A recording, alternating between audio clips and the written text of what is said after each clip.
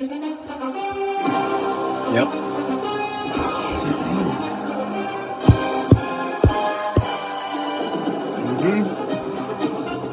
And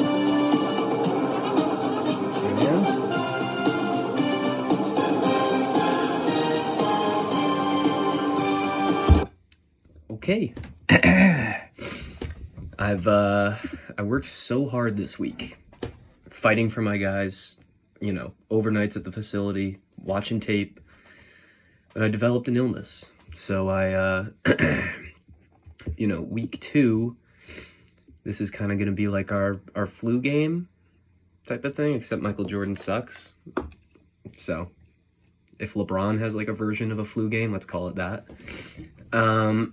But anyways, guys, what a week. What a first week. I mean, you couldn't have drawn it up any better. I mean, we obviously knew what was going to happen between me and Moss. It happens every year, right? But it's always fun. We'll say that. It's always fun. But let's just get right into the the rankings, guys. At number 10. Now, mind you, most weeks the power rankings from the previous week kind of somewhat play a role in the next week. Doesn't really apply for preseason power rankings because, they're preseason. Now the season has started.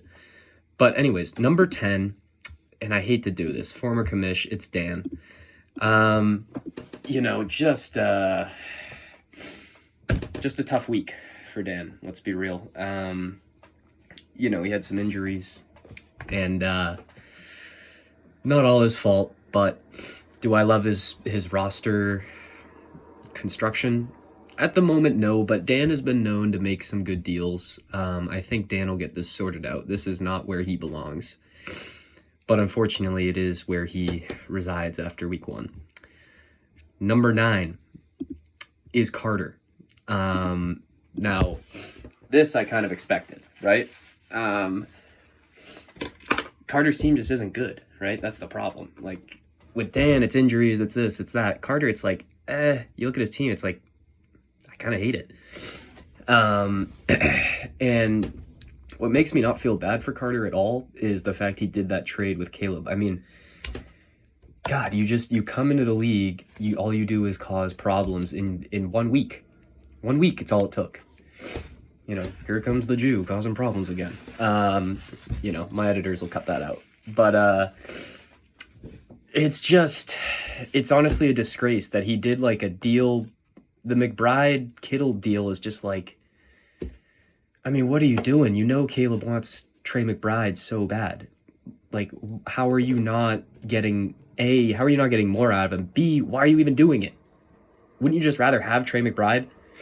It's like, I have Josh Allen. I know Caleb wants Josh Allen. Could I get him to maybe trade me more than what Josh Allen is worth? Probably. He wants him pretty bad. He ain't getting him because I'm keeping him. So that just really pisses me off with Carter. And you know what? It just sucks that, Carter deserves this punishment of Kittle going on IR. I'm very happy about that. But Caleb doesn't deserve being rewarded for Carter's stupidity. Like, that annoys me. But congrats, Carter. Congrats. You're number 9 or whatever. You're way down at the bottom. Number 8 is Evans. Tough week for the kid. Let's be real. What was Evans here? 68 total points. Wow. No, he got 11 combined from BTJ and Jamar. What are you going to do? But man, is that ugly to look at. I'm looking at his performance last week. Yikes. But, I think Evan's team will prevail. On paper, this team's not bad. And actually, his bench did pretty well. Now I'm looking at it, man. Did his bench outscore?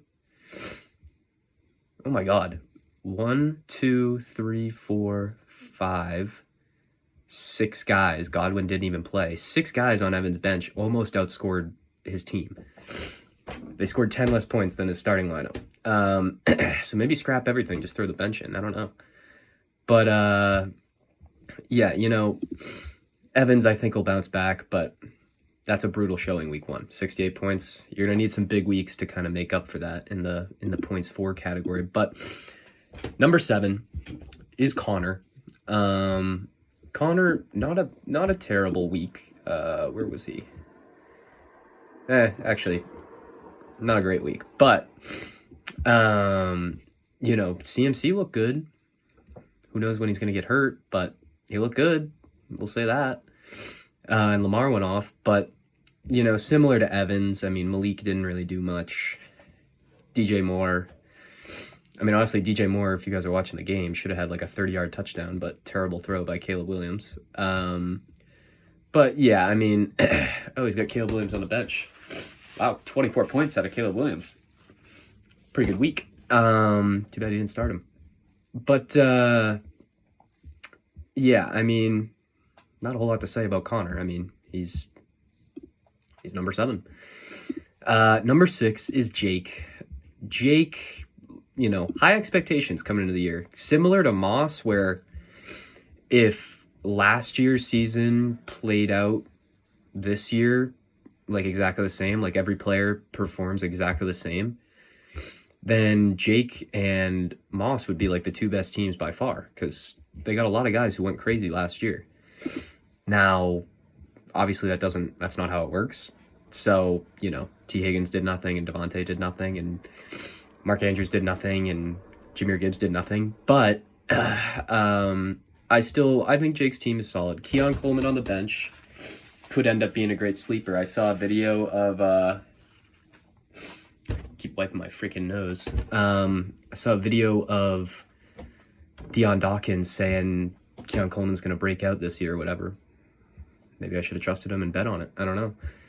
But yeah, Jake's team, solid. Not his best performance, but not bad.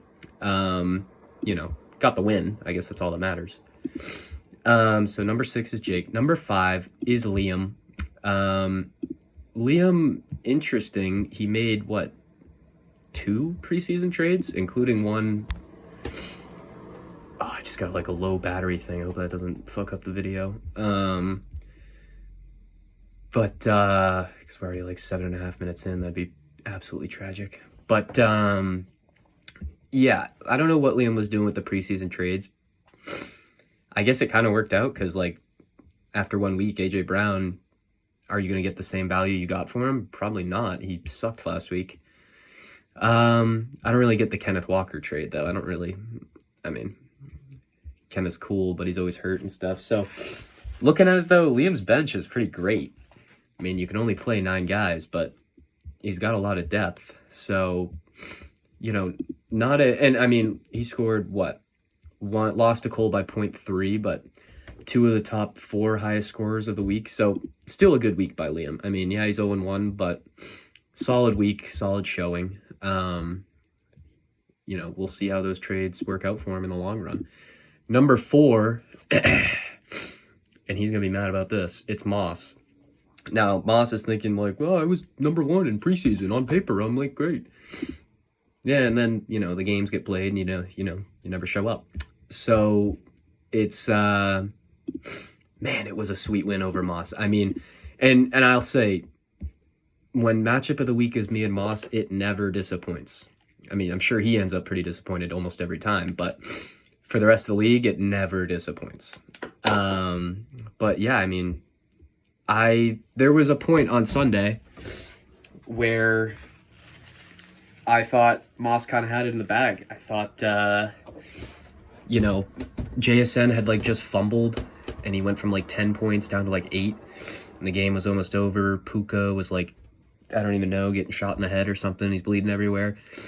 And then in the last like quarter of both those games, Puka and JSN went crazy. And then, do I even have to mention what Josh Allen did? I mean, now I understand why Caleb always wants him so bad. Because that was pretty sick. So, yeah, that was a lot of talk about me, not a lot about Moss.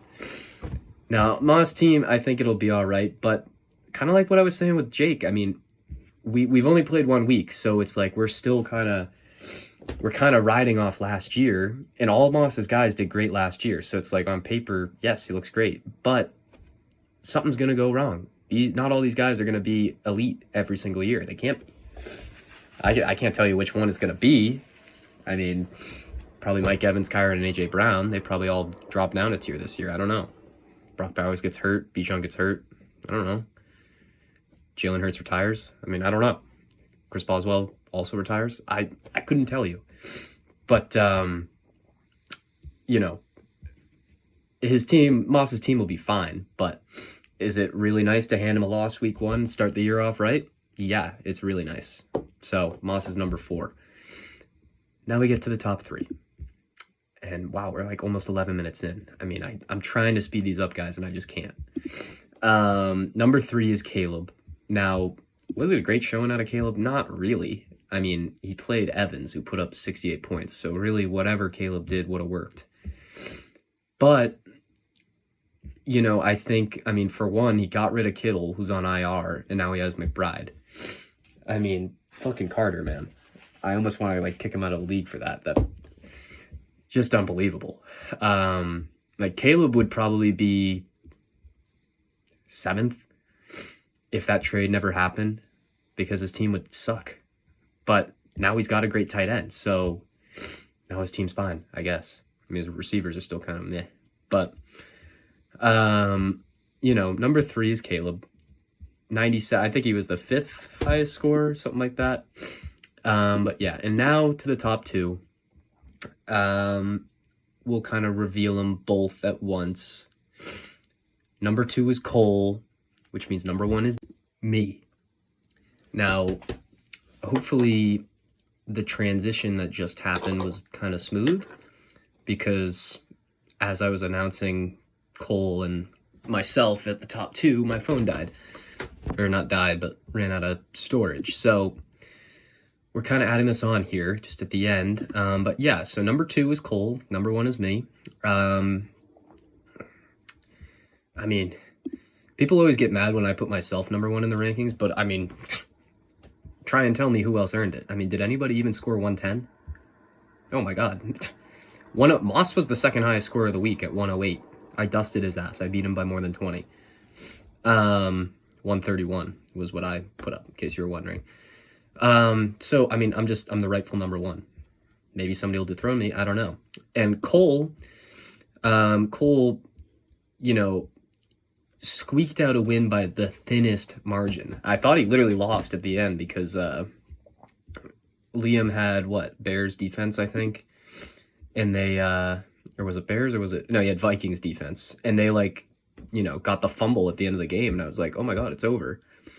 But that last play put them over 300 yards or whatever. So they lost 2 points at the same time as gaining 2 from the fumble. So it evened out. Cole wins by literally half a point, basically. I mean, not even 0.3. Wow. I mean, just an electric game out of those 2. But yeah, I mean, Cole's team, pretty solid. Pretty much everybody showed up. I guess Cooper Kupp didn't and Nico didn't, but the rest of his guys, pretty solid. Good bench too. But yeah, so those are the power rankings, guys. Post week 1, matchup of the week for this week. This was kind of a tough one because there's 2 that kind of catch my eye. Liam versus Caleb is the rematch of last year's championship. And Cole versus Moss is just a good matchup. Now, obviously, it's not like Moss met anybody in the championship. He's never been there. He's never even been to playoffs.